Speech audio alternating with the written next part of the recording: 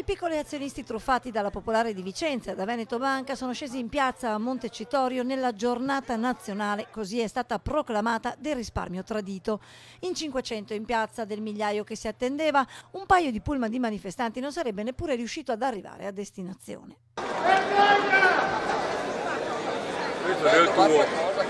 È a conoscenza di tutti, almeno dagli articoli di giornale, che ci sono dei forti crediti deteriorati. Con questi crediti dovrebbero essere risarciti i risparmiatori, noi risparmiatori, perché quando li hanno concessi eravamo noi risparmiatori proprietari delle banche. Risparmio tradito che va risarcito, questo è lo slogan della protesta, a cui erano invitati tutti i 205.000 risparmiatori danneggiati dal crack delle Popolari Venete.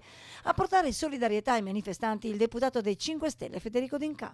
Massimo aiuto da parte del Movimento 5 Stelle nel contributo a poter finalmente portare la commissione d'inchiesta ad indagare, a trovare i reali colpevoli dei fatti disastrosi di distruzione del risparmio delle Popolari Venete. Patrizio Miatello dell'associazione Zelino da Onara ha incontrato il presidente della commissione parlamentare d'inchiesta Pier Ferdinando Casini, nominato da una sola settimana, e i vicepresidenti.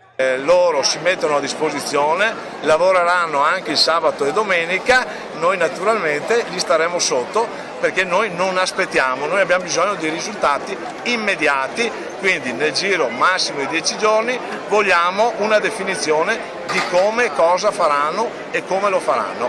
Vogliamo il fondo vittime da reato bancario, quei 2 miliardi li vogliamo subito.